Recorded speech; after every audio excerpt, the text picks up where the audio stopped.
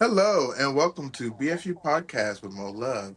I'm Mo Love, and today is a special episode, not because you're here, but because of our special guest. She is from the luxurious, luxury, yet comfortable house of J Love and the business lady, savvy, foxtail, feather carrying, pickle eating house of Lachey. Pickle eating house of Lachey.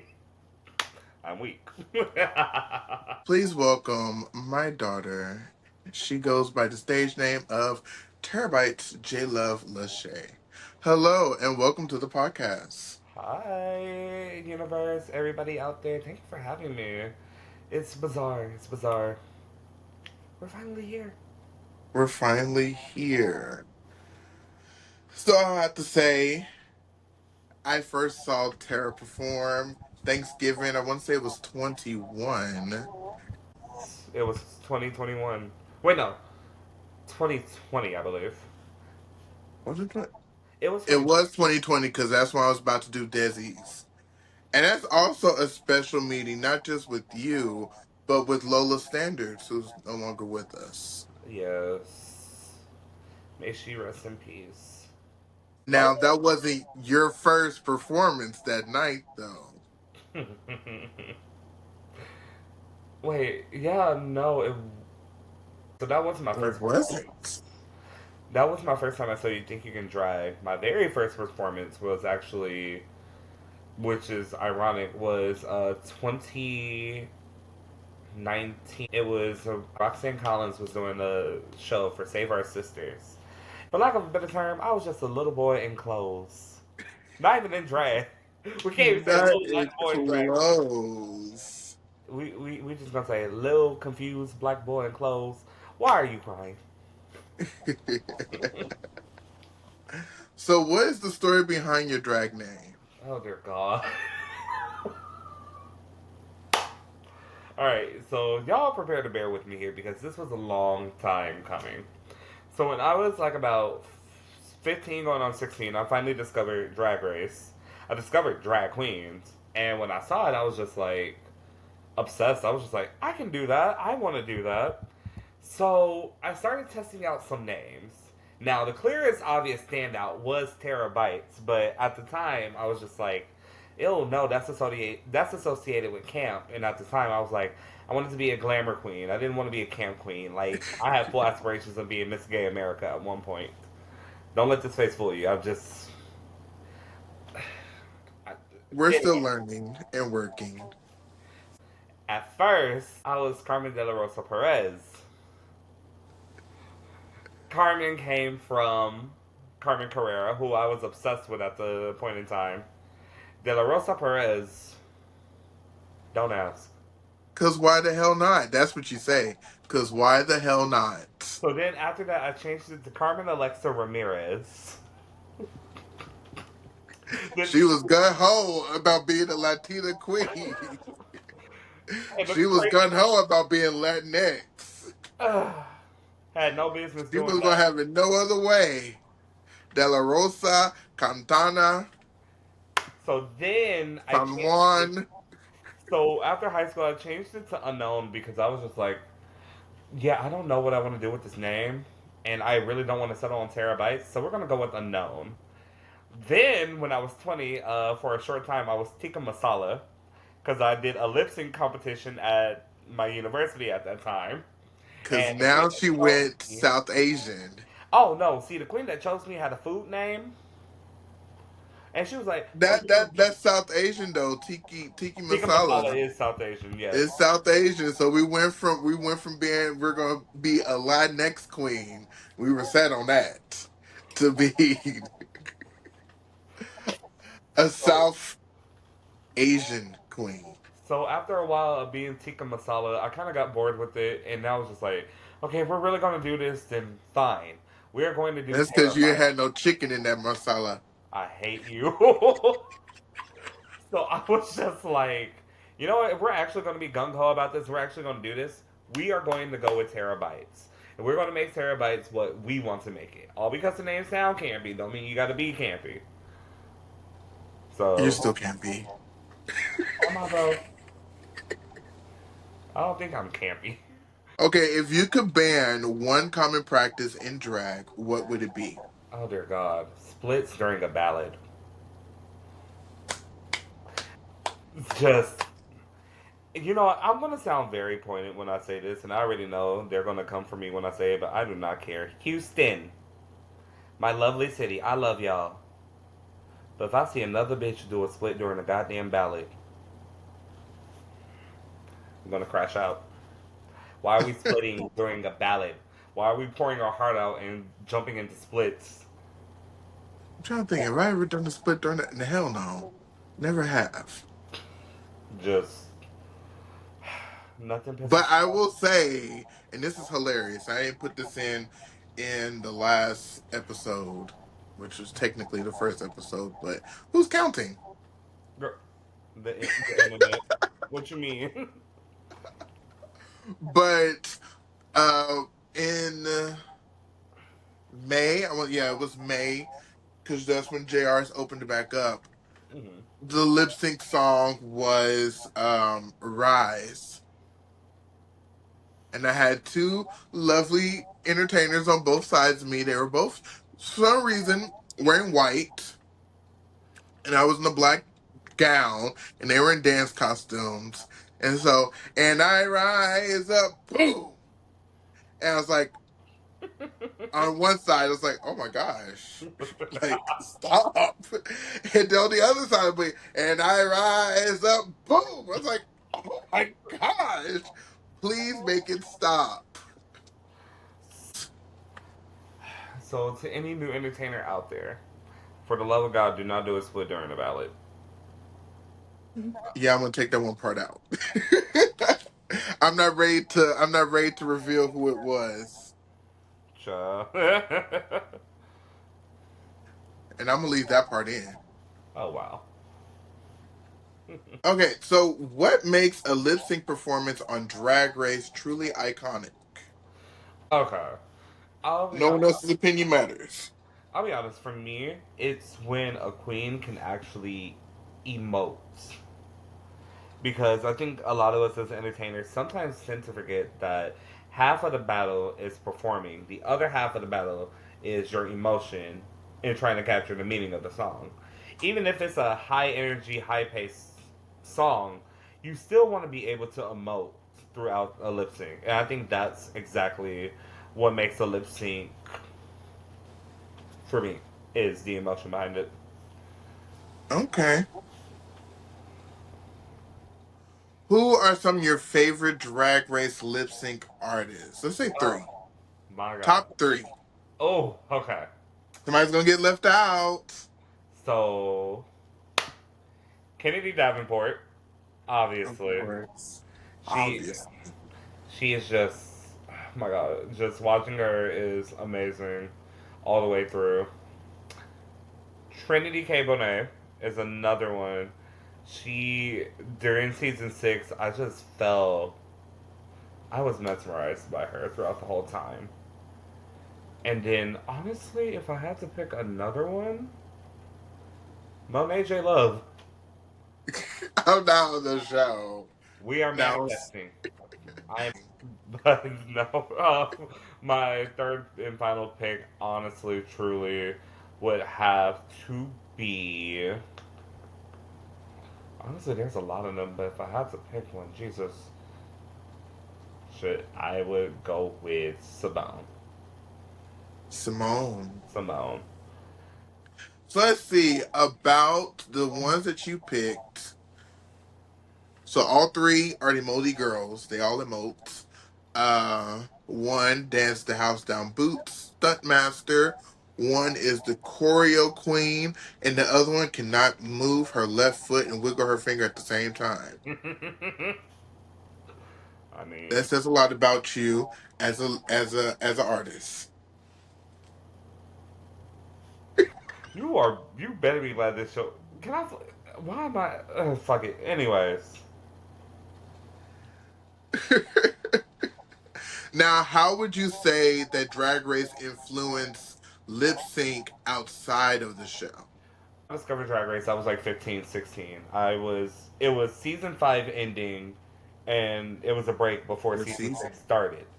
That's when I discovered drag. So I would definitely say a lot of the girls, possibly, and I could be wrong, so don't clock me for this, y'all. I grew up Jehovah's Witness, so yeah.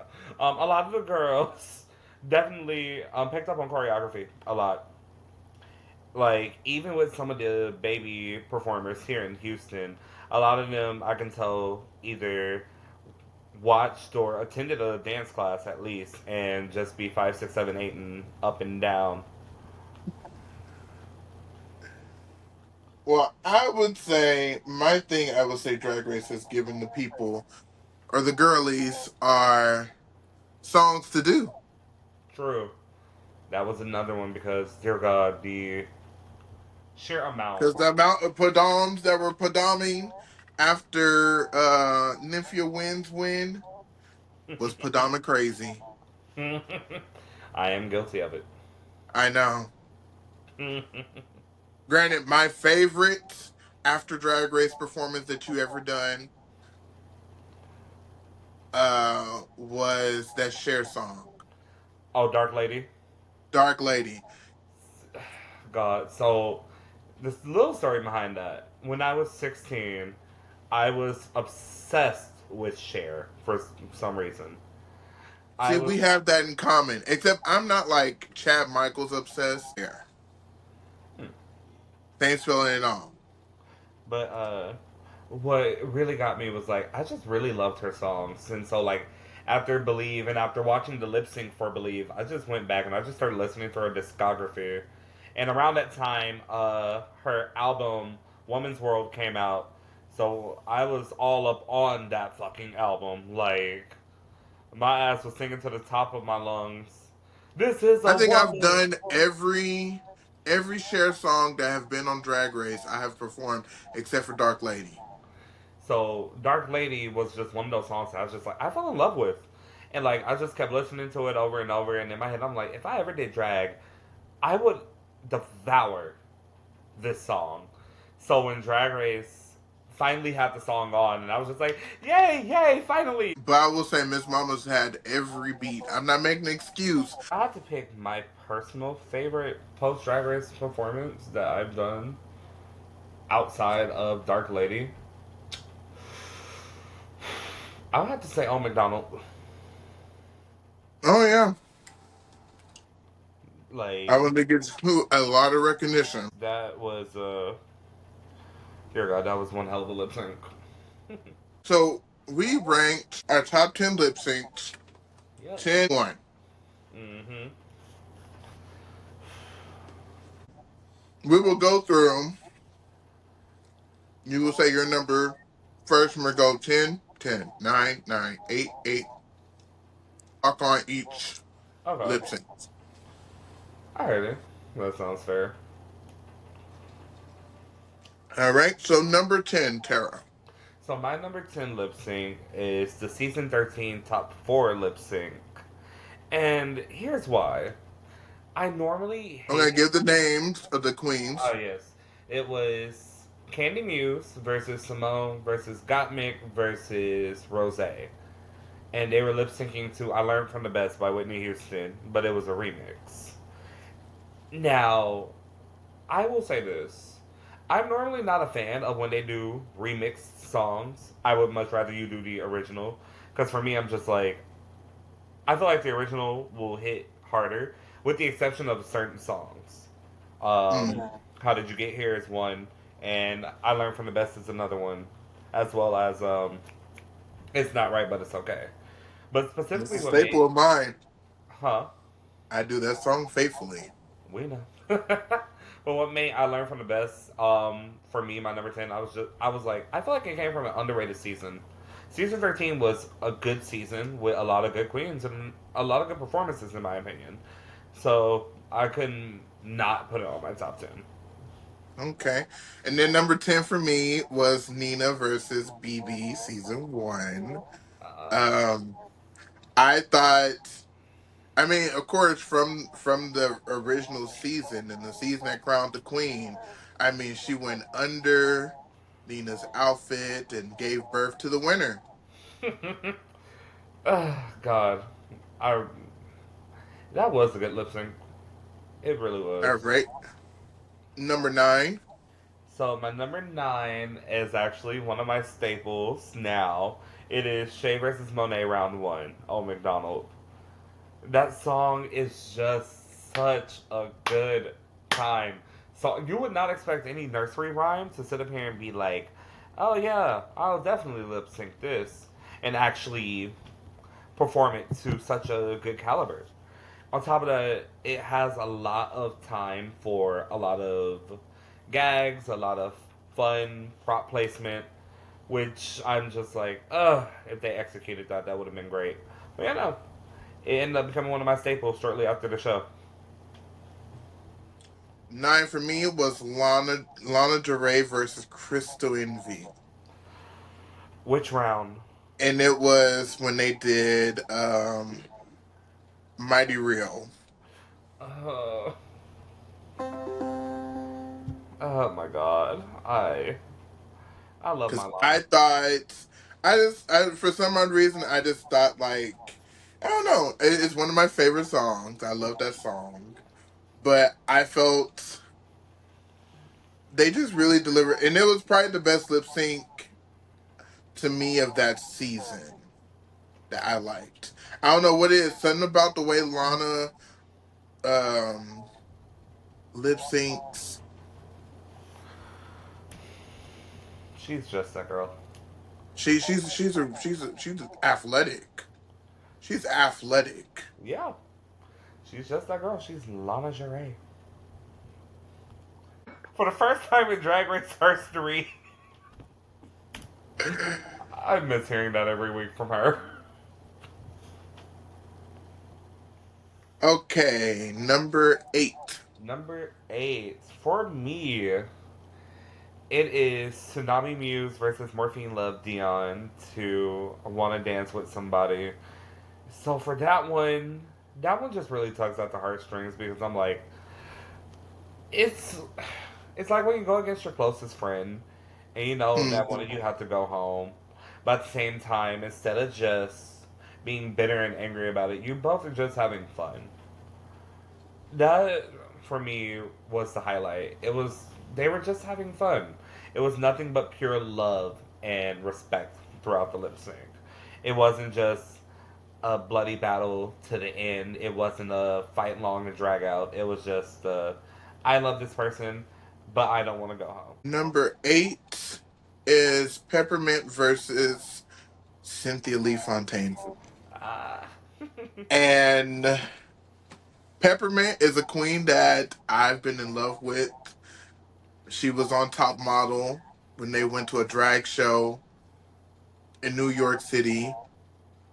And she was just such a great performer. Great performer. And they gave her the edit of she's going to go home because it was the I'm about to do the thing that I do the best. I'm worried Actually, for I'm Cynthia. worried for Cynthia. And you know when somebody says that, they're about to go home. I love Cuckoo, but Peppermint said, Nah, not today. When she took out that shotgun, I was just like, girl, yeah, this lip sync is it's done. but overall, I mean, Peppermint gave some great lip syncs. And even after her first lip sync, the girls pinned her as a lip sync assassin. For sure. And it. All right, number 7, Tara. So my number 7 actually switched it up. It's a finale performance.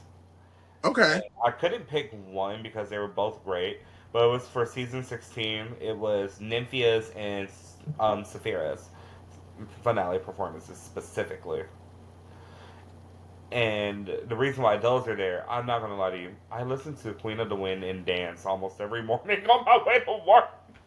Like, I actively, when I am walking up the street and I'm off the bus, and I don't stop at CVS, I'm just like, all right. I just start playing dance in my ear first because I'm just like, give myself the motivation I need. Specifically when it sounds like, but then I dance into my own. accepting myself. Yeah, look how I grown. I'm like, okay, you got this far, you can do it. And then I ended up with Queen of the Wind, and that whole song in and of itself is so awe-inspiring that it actually motivates me to actually get through the day. So that's why it's there at my number 7. Okay. Number 7 for me is Kenny Davenport versus Katya and Roar. Okay, I was like, they. That lip sync, I mean, it's one of my all time favorite. Kenny Davenport is one of my all time favorite entertainers, not just drag race girls, but entertainers. Period. She's that girl. And I love her energy. And them performing together, of course, they were both lip syncing for their life, but it was a lip sync that they both were giving it, and it was definitely worth a double save. That it was. I'll be so honest with you. I feel like if they saved both Katya and Kennedy, I do feel like the finale would have played out very differently. Yeah. And fun fact, actually, that was the first season I actually watched, like, from beginning to end. Such a good season. Number 6 for you. So number 6 for me is my all time favorite from season 13. It is Tamisha Iman versus Simone. This lip sync in my This lip sync was the old school versus the new school. Both of them holding their own because we all know, just like Kennedy's one of your favorite performers, Tamisha is one of mine, especially back in the day, 1990s pageant Tamisha. Mm. She is a powerhouse. So when it came down to that lip sync, seeing how Tamisha was able to perform and then seeing how Simone was able to keep up and perform, I was just like, this right here is the perfect example of I should have been a double save. Plus, on top of that, the pleasure principle is just about. Yeah, that I like that one too, and in my opinion, I did think that one should have been a double save as well. Because I mean, like, I didn't think that would have been a definite game changer on everything in that season. Would have kind of shifted up a little bit. Yes. Number 6 for me was the Widow Von Du versus Jan. Oh my god. And for me, a lot of great lip syncs, a lot of the greatest lip syncs happen when the artist is right Right there in in front of them. front of them. And the power that Widow possesses when she performs. I mean, like, we all seen her dance, we all seen her stunt, but to see her deliver that, Jackie Cox said it best. The spirit of Shaka Khan entered Widow, and I was just like, I believe it. I believe it, but I think she always had that in her. True. I want to see her again on my TV. Me too. Okay, number 5 for you. Now, anybody who knows me knows that this girl is one of my favorite Texas girls. And I will die on every hill saying that she won this lip sync. Mistress versus Jax. I will die Oh, on. she won that lip sync. There are people who feel like, and I read the comments on YouTube. A lot of people felt like Jax won that lip sync, and I'm just like, baby, And it, that's one of RuPaul's favorite songs. like, and here's the thing, especially when the girls thought that Jax was gonna walk back there and win, I was just like, no. Lux said it best Her in the confessional. confessionals. Jax is doing all the stunts and shenanigans, but Mistress is commanding the stage with her presence. And I'm going to say it, and I love y'all when I say this, but my new girls in Houston, if you want a good guide to look at a lip sync and how to command the stage, Mistress versus Jax is one of those lip syncs that need to be studied. Mm. Either that or watch Tamar Giselle Paris. Now, number 5 for me, it's a little camp, but it's Silky versus Silky. I mean, it was the first time in Drag Race history in a lip sync because season 7 did have the half and half dance Challenge. challenge. But could you imagine what would have happened if it would have been Akira versus Silky doing this? Do you Oh, think Akira would have came out with the same idea? I don't think she would have had the same idea. Something tells me she would have had like a puppet or something. I don't think so. When I think of Akira, Or I think she would have. I think I know what she would have done. She would have dressed her ass up and had on like assless chaps, and then turned around and been Ken. I feel like that's If what not, then I would have done that. I feel like that's possibly what she would have done because a puppet, I don't see Akira doing that. But But most I know she would have done something to make it a duet. yes, I think they both would have had that idea. most definitely. But I think it being the first time and she really played into both parts. Very true. With and on top of that, we gotta give we gotta give a family shout out. Hi Silky. If she's watching this in the future. Huh? I said if she's watching this in the future, hi Silky. My, Nice. Okay, number 4. so my top four had recently gotten a shakeup because three of these were my top three. So starting off now, number four is Chi Chi versus Storgy. Okay. So this is another example of this lip sync needs to be studied, especially for the girls that like to do splits during ballads. Talking to you, bitches. But no, Chi Chi immortalized herself during this specific lip sync. From the garment itself being beaded and stoned to the breaking of the beads on the stage to every single emotion and word uttered throughout that lip sync. It was just so freaking monumental and so moving. Hell, I even learned the song. Do I perform it? Will I ever perform it? Possibly not. We're gonna go on to my number 4, which includes two of my favorite queens, Coco Montrese versus Alyssa Edwards. Oh my god. The cold hearted. Cold, ironically, also one of my favorite band arrangements ever.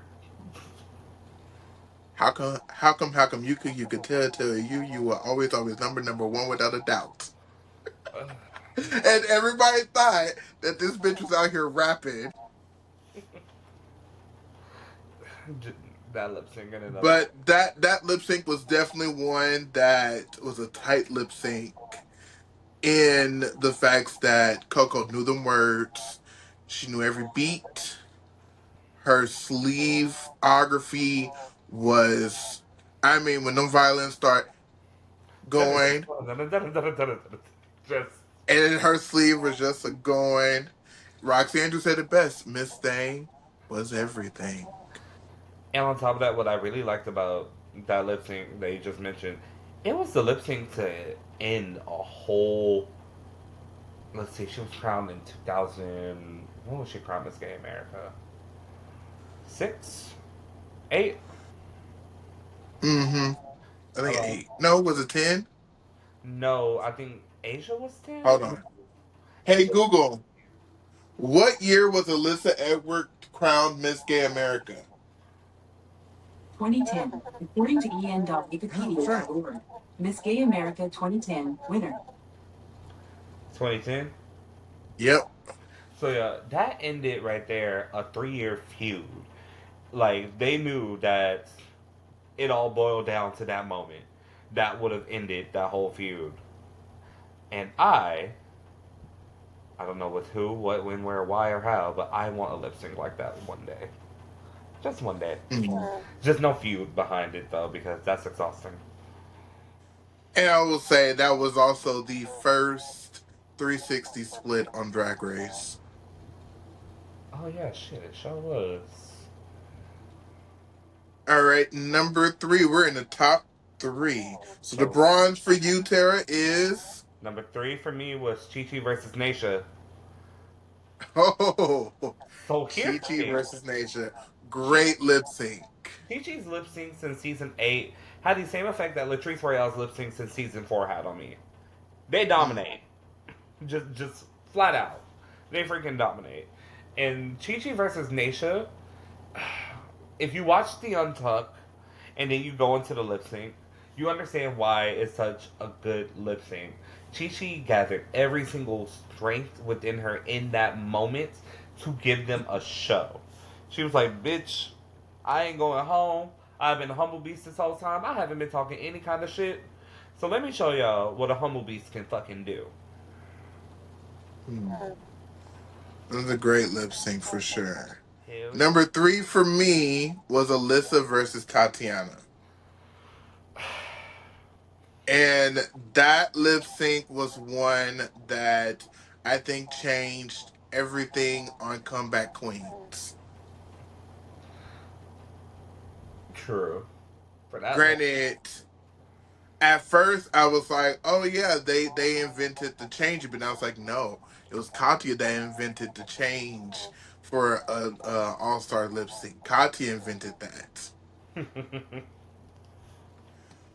But Alyssa coming out in black, Tatiana coming out in white, similar hairs. Oh, yes. Uh, They were like, baby, uh, I felt like they were like, let's plan this for the lip sync, but not tell the other girls. but they didn't plan it. They didn't plan it. Now I think Tatiana, she really could have shaken it up if she would have picked Roxy's lipstick. Not a day goes by where I just wish one of them did pick Roxy's lipstick. I mean, I'm still waiting for a double elimination on, on Bro. All Stars. Soon. Soon. Does that make me an extra because I'm still waiting? All right, the silver for you, Tara. So the silver for me, for the longest of time, was my number one lip sync throughout. Like, when I say the longest of time, it took 9 seasons to top this lip sync. Number two for me was Acid Betty versus Naomi. That was the lip sync that changed season 8. It was the lip sync that changed season 8. First and foremost, let me start off with the song. Causing a Commotion just has such a cool, low down vibe to it. I don't know what Madonna was doing back then when she created that hit, but dear God, yes. Secondly, you are looking at one of the underdogs who have been consistently serving the same thing throughout this competition, which everybody kept expecting. You have the oddball who is drastically a different aesthetic, who been so close to the top but didn't quite get it, and you put both of them in the bottom. You were given a show. Naomi showed them bitches that I may come out in a two-piece and a caftan every time, but let me tell you something, baby. I can fucking perform my ass off. She was one of those queens, and especially because she was like 21 at that time. Do not underestimate young queens. She Mm. is the staple and the example of why the hell you should not underestimate these young girls. Because they. And you know what? Naomi is definitely that queen that has she has had iconic moments with eliminations. Because of course, eliminating Betty, who was probably one of the contenders For the that a lot of people thought going way farther, and then sending Manila home. Manila. You know what? I gotta ask. Monet, if we were in the All Star season, would you send me home?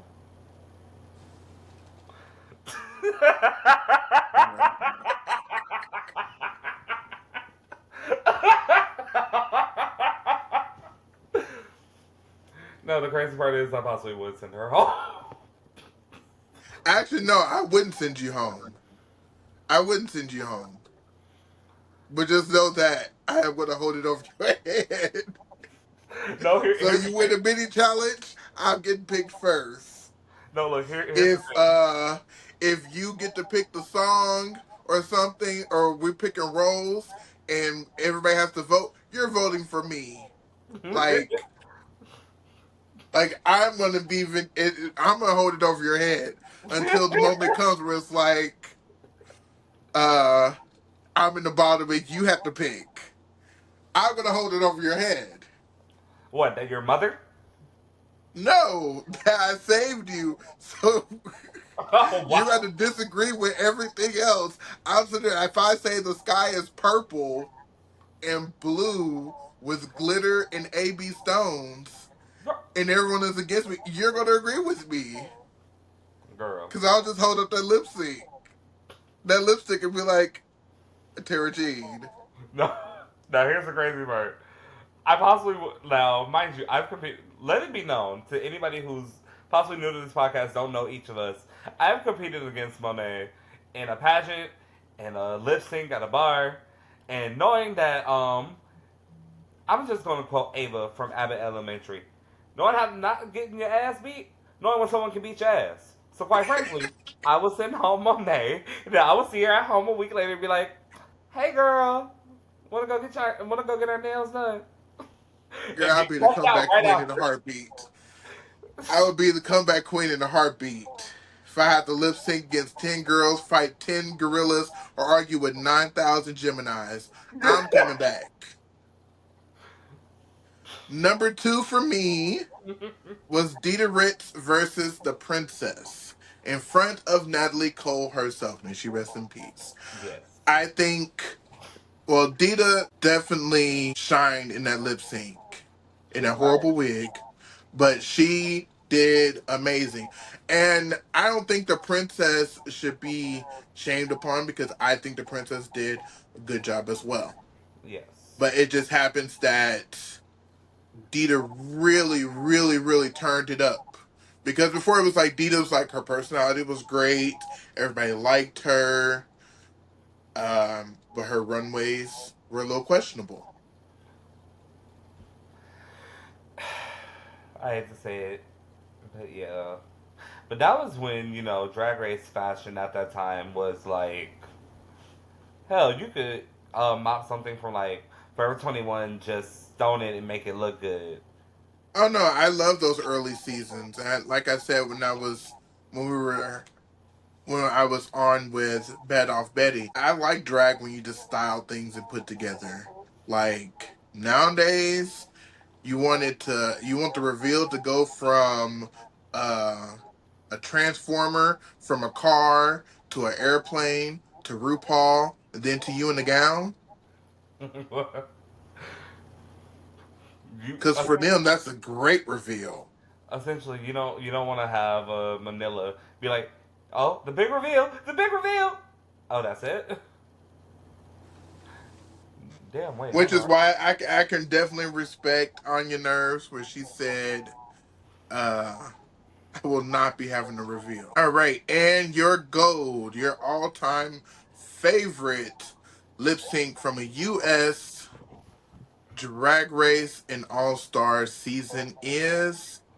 Now this lip sync, as I stated, was the first lip sync ever to just kill Acid Betty versus Naomi, and that was Ariete versus Lydia.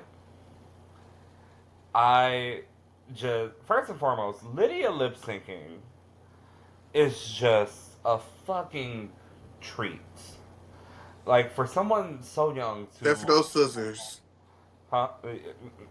There for those scissors. She would have won that, and I love Lana when I I say think if she would have stayed in that gown and just like wiggled around stage, yes, she would have killed it. Especially since the female part, because I forgot who's the female in that and song. Petrus. She just sounds so like pooched. Ooh, daddy, daddy. Like, would have killed. Now, specifically with Ariete versus Lydia, and Oh no, you're talking about Eric. You're talking about Boogie Wonderland. That was when. yes, That's when a lot of people thought that Lydia was about to go home. Now, what really made me love that lip sync? First and foremost, I love Boogie Wonderland. Anytime you can get like something about me, I love old songs from the 70s and the 80s. Monet can tell you, I'm 28, but I'm 82 on a good day.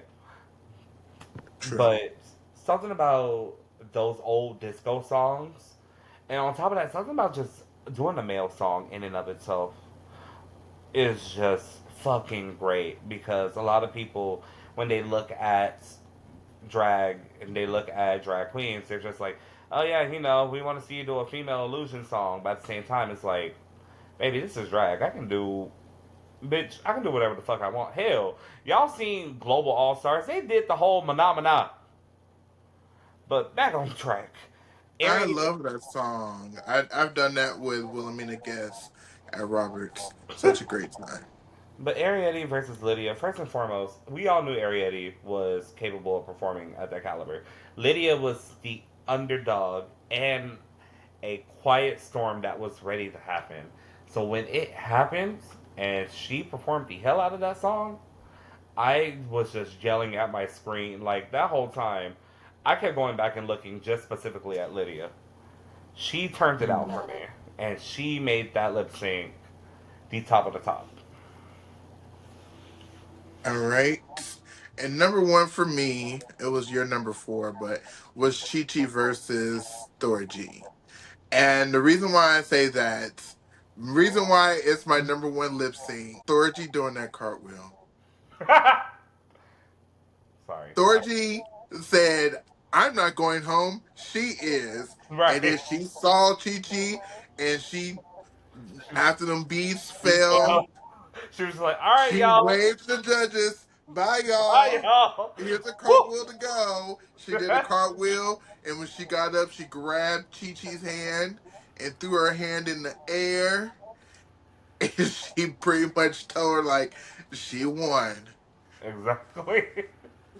So if you can make somebody in the middle of performing, knowing that they're competing against you for their spots, and they pretty much give up, you got superpowers. And did. And do. All right, so that was our top 10 list. There's so many lip syncs, and I think we only have what, one that was in common? Yeah, they were just differently ranked. I will say this again. You made this hard on me because. So a fun fact about us: Monet watches a lot of the U.S. Drag Race, while I watch a lot of the international seasons. Well, no, So I mean, I watch internationals, but there's a difference because I watch UK, I watch RuPaul's Drag Race. Because, all the other franchises are just Drag Race Country, yes, Drag Race Down Under, Drag Race don't talk Canada, about them. Drag Race Thailand. Drag Race Thailand, Drag Race Philippines, Drag Race Fedia, Holland. God, Because RuPaul doesn't host those. So I watch a lot of ones that RuPaul hosts. Just because that's what I'm used to the show. I mean, I watch the other ones.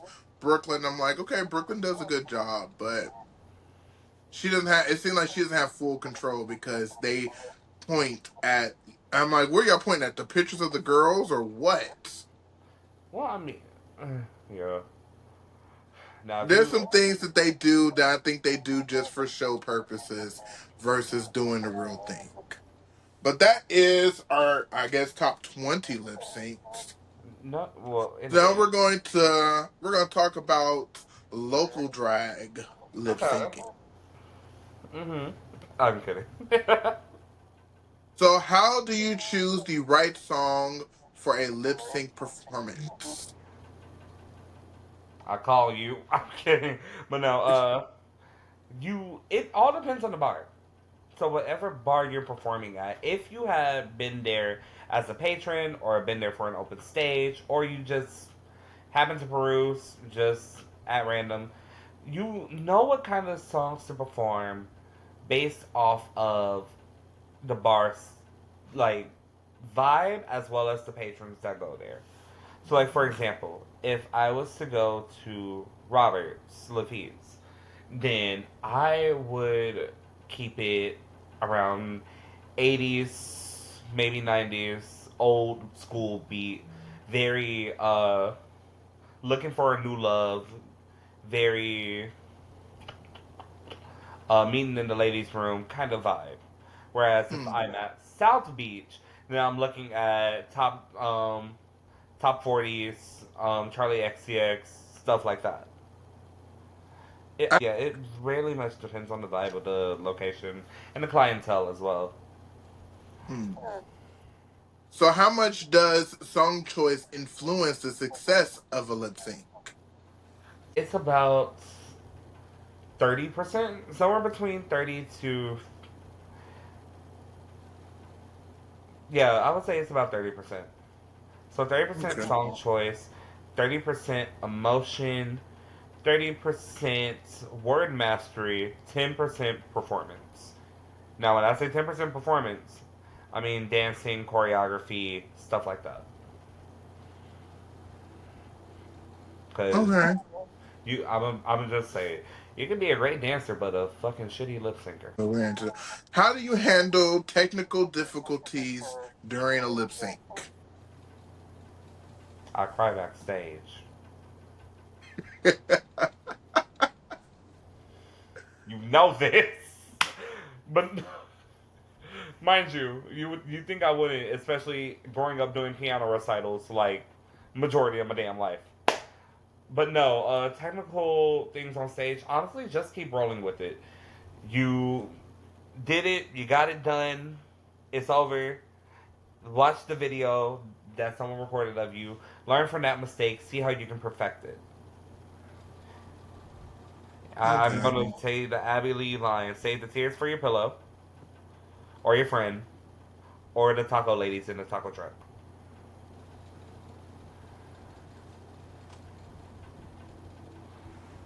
All right. Now, how does the energy of the crowd affect the queen's performance? Oh my god. Because I'm very guilty of this. Crowd energy plays a huge role into how you perform. So, for example, say I was to do one of the songs from the Brat album, I would definitely want the crowd pumped up and wanting to, vibe, have a good time, like feel the energy. It's nothing worse than performing to a group of people that aren't feeling what you're doing and just going from there. It's difficult. It's like I said, it's something that you learn. You learn to command the room instead of demand the room. Mm-hmm. And when you command the room and you have everybody's attention, you're going to have a great time. I like that. Who are some of your favorite local lip sync artists? Oh, I'm glad you said that. Okay. Americas, you, Tamar. I miss Tamar. Giselle, Maria, Mary Jane, uh, Zestial Celestial. Ooh, trying to think. Uh, Mistress. Uh, Bury Me Dandy. Uh, yeah, I think that's it because I'm like, there's a lot, but specifically though, these nine in particular. Oh, in Silky, these nine in particular, and Ladarius, 11 in particular are just like top of the top to me. Okay. And if you could start over in drag, Hmm. knowing everything you know now, what Hmm. would you do differently?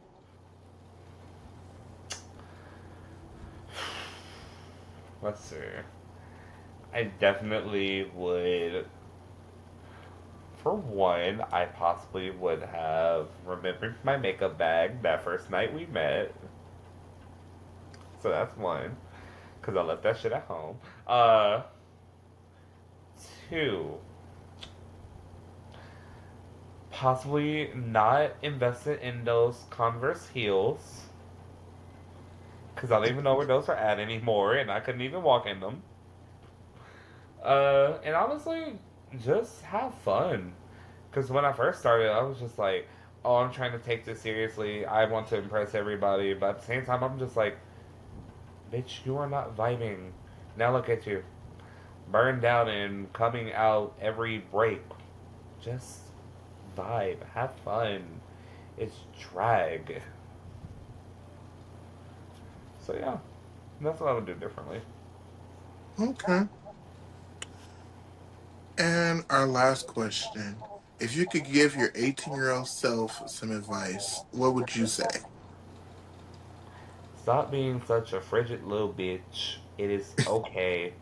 Like, it's okay to be you. You may live in an environment right now that a lot of people feel like, a lot of people say, oh, no, this is not okay. But trust me, you're going to thrive. And not only are you going to thrive, you are going to learn so much more about yourself and be ready to accept so much more about yourself. You just have to take those first steps on your own.